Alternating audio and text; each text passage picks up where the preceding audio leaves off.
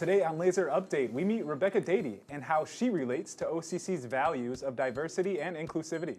Then we head down to the Seoul office and see what student government is all about. All that and more in the next 20 minutes.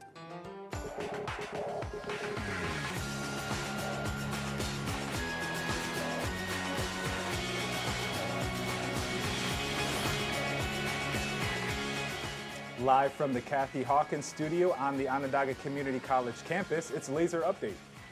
Good afternoon and welcome to Lazer Update. I'm Vince Moody. And I'm Destiny Salas. Today is Wednesday, April 19th, which means we've got around 4 weeks left to the end of the semester. Time sure does fly, huh? But anyways, let's get right to the first story we have here for you today.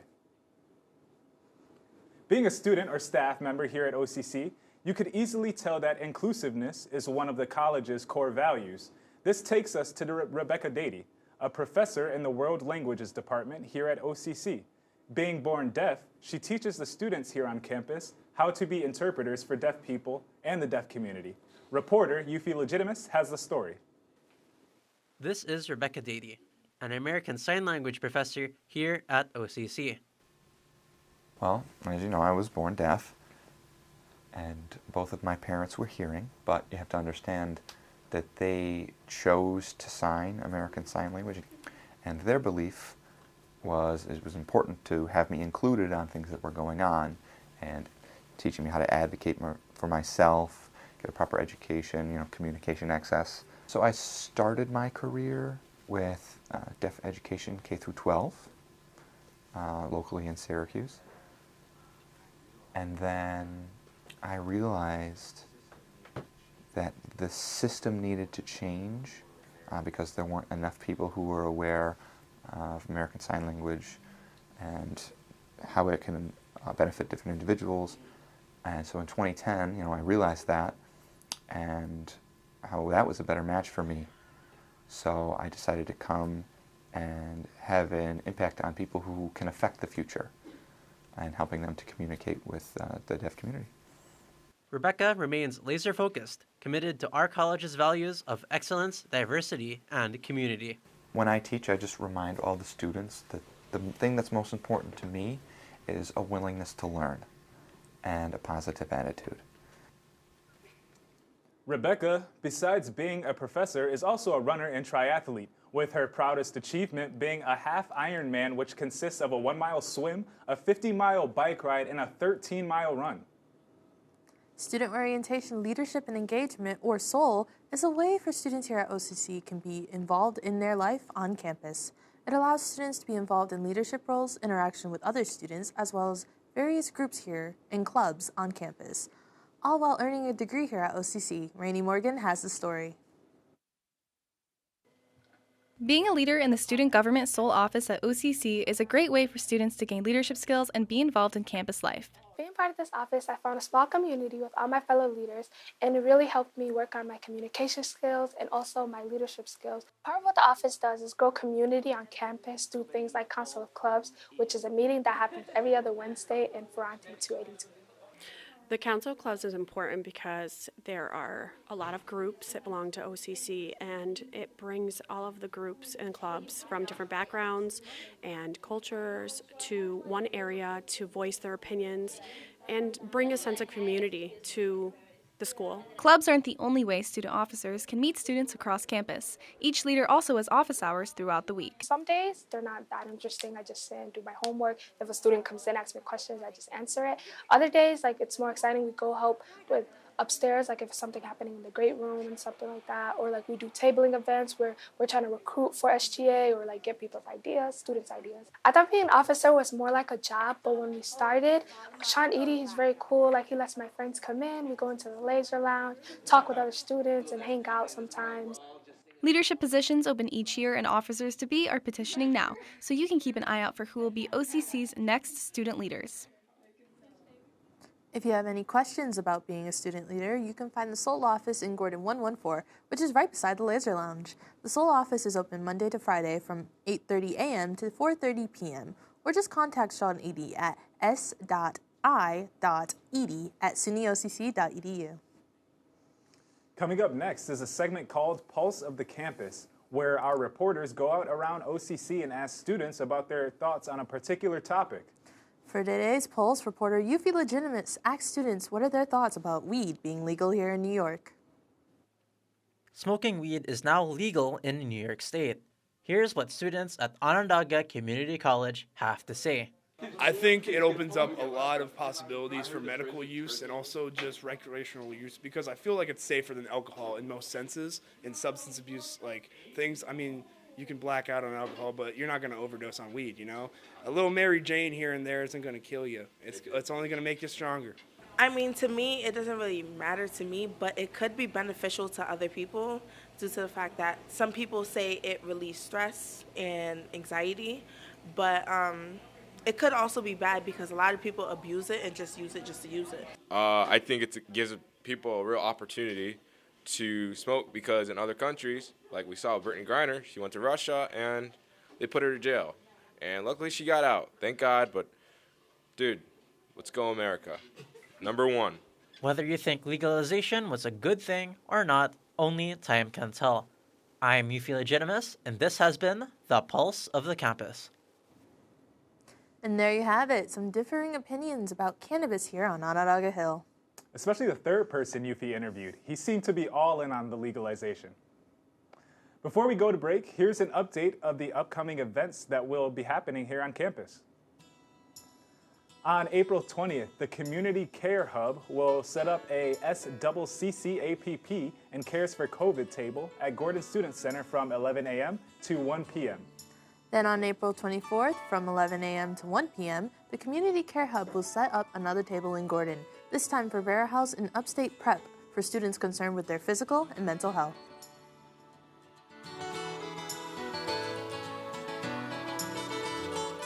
Why did I choose OCC? I chose OCC because it has hands-on learning. Why did I choose OCC? I chose OCC to be seen. Why did I choose OCC? I chose OCC to connect with the community.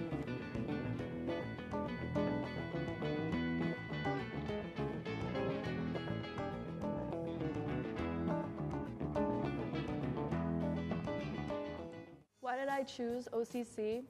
I chose OCC because it's close to home. Why did I come to OCC? I came to OCC because it was financially affordable for my family. Why did I choose OCC? I chose OCC for the hands-on learning.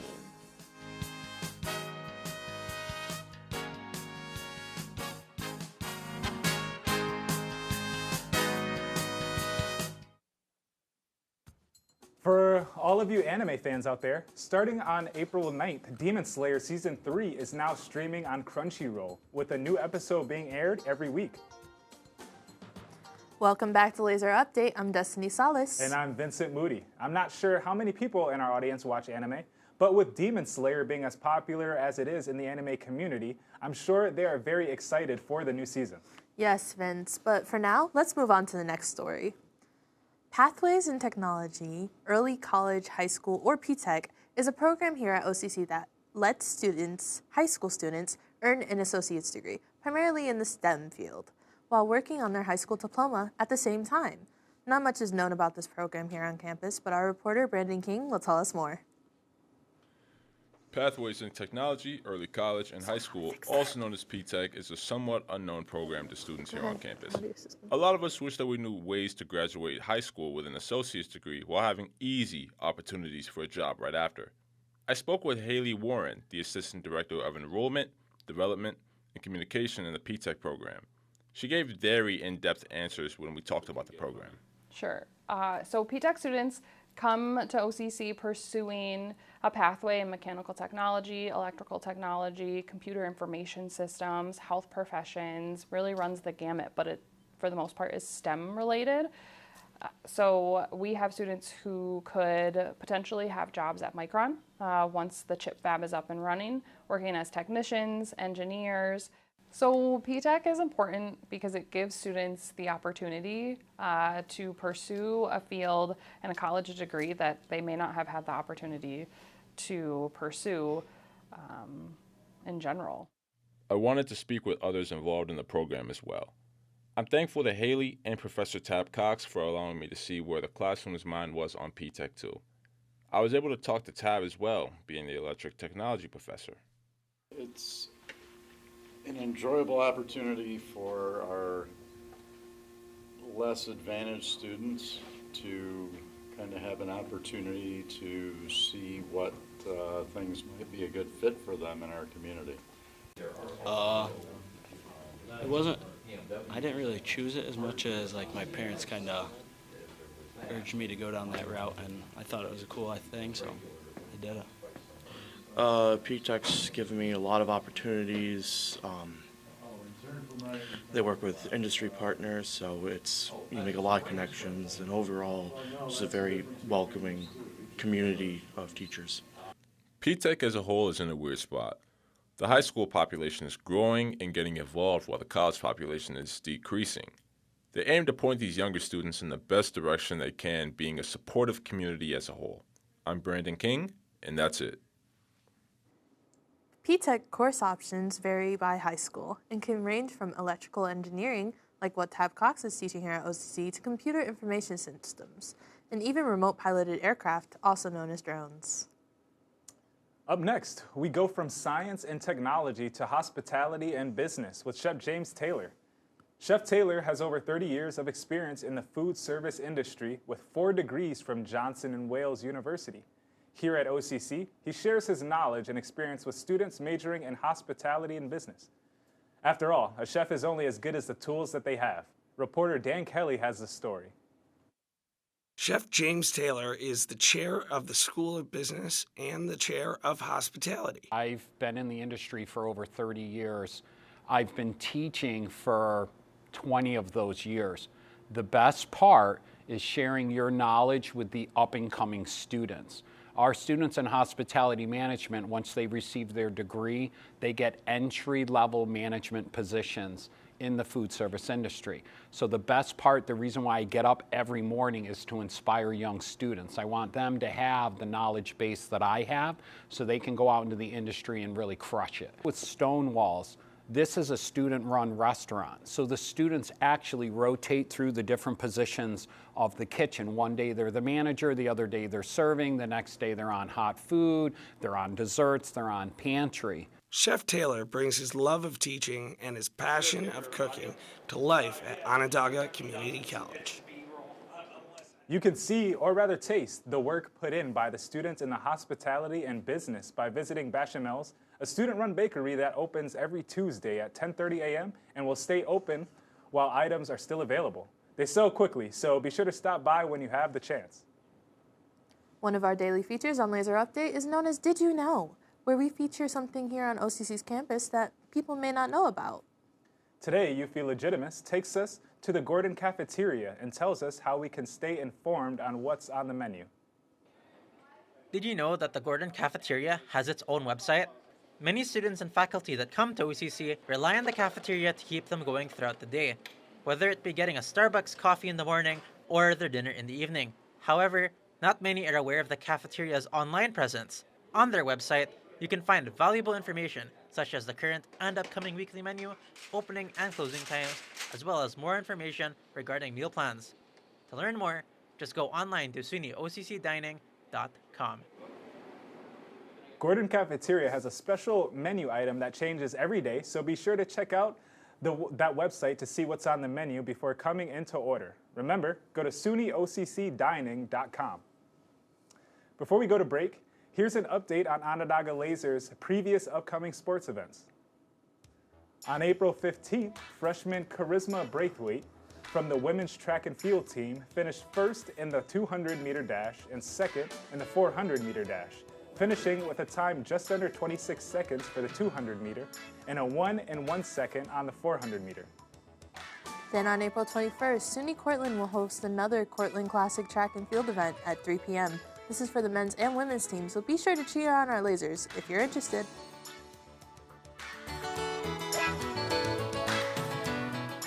Are you tired of paying hundreds of dollars for one textbook? Well, have no fear, Box of Books is here. Box of Books is a program where you only have to pay $21 per credit hour for your textbooks. And the best part is, you don't have to keep the books for the rest of your life. At the end of the semester, you can walk into the bookstore to return your textbooks, or you can ship them from the comfort of your home. So stop draining your bank account and start spending your money on really cool things like this hoodie. Stop by the bookstore in the Whitney Atrium or scan this QR code for more information. The Coulter Library is your place for entertainment. With over 77,000 books, movies, and CDs, there's always something to do. Your place for research help. Trouble with a project? Ask a librarian. Your place for quiet space. Shh. Our first floor is reserved for quiet work only. Your place for IT help. Visit our help desk on the second floor. All this and so much more at the Coulter Library. Open 7 days a week. For more information, visit sunyocc.edu/library. Written by Cale Williams, The Loneliest Polar Bear follows the story of an abandoned polar bear cub as well as explores the relationships humans have with increasingly warming environment around them. Rated 4 out of 5 stars on Goodreads, OCC's Common Read can be picked up today in the Coulter Library. Welcome back, everyone. I'm Destiny Salas. And I'm Vincent Moody. Coming up towards the end of the show is a segment we call Got Issues, where students discuss a topic that they have an issue with. Today's topic is about electric vehicles, or EVs. Are they a solution to the currently ongoing climate change, or will it cause more harm in the future? Eufy Legitimas has the floor. Take it away, Euf. Thanks, Vince. Hello, everyone. I'm Eufy Legitimas, and today on Got Issues, we are discussing electric and gas-powered cars. In the light of the effects of human activity has had on the environment, specifically the concerning amounts of greenhouse gases released by vehicles on the road every year, electric vehicles, or EVs, have been praised as an easy and immediate solution towards this problem. But is the switch from gas to electric really as good as it is made out to be?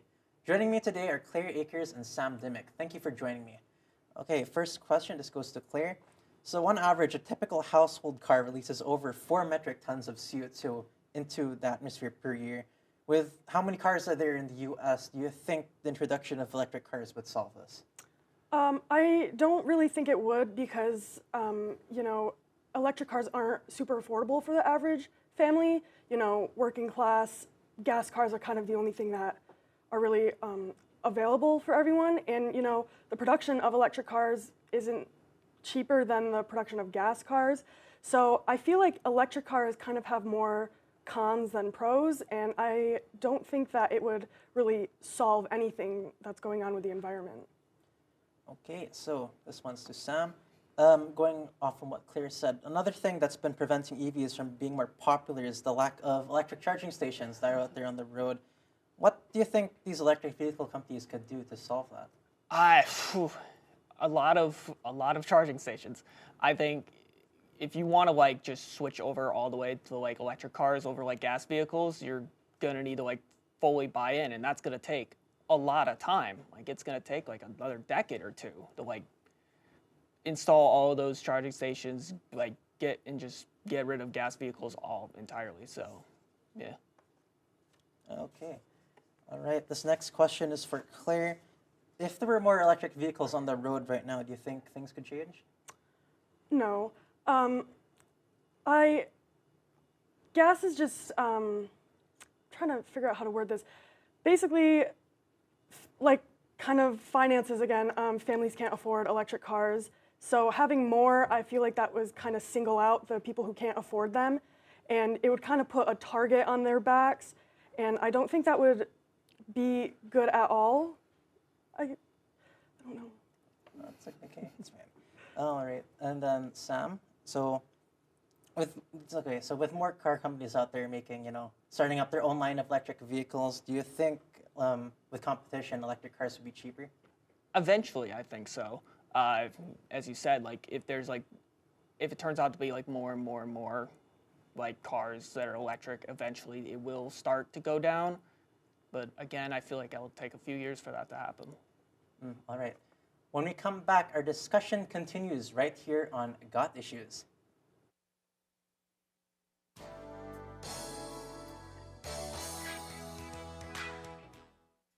I like working at Onondaga Community College because it's a smart choice for our students. It's accessible, it's affordable, it's a great place to start a career or an academic journey, Overall, it's a great place to be. I chose OCC because it allowed me to discover my interests, make connections, and build a clear path for my future. I like OCC because it's a great place to learn and engage in your community.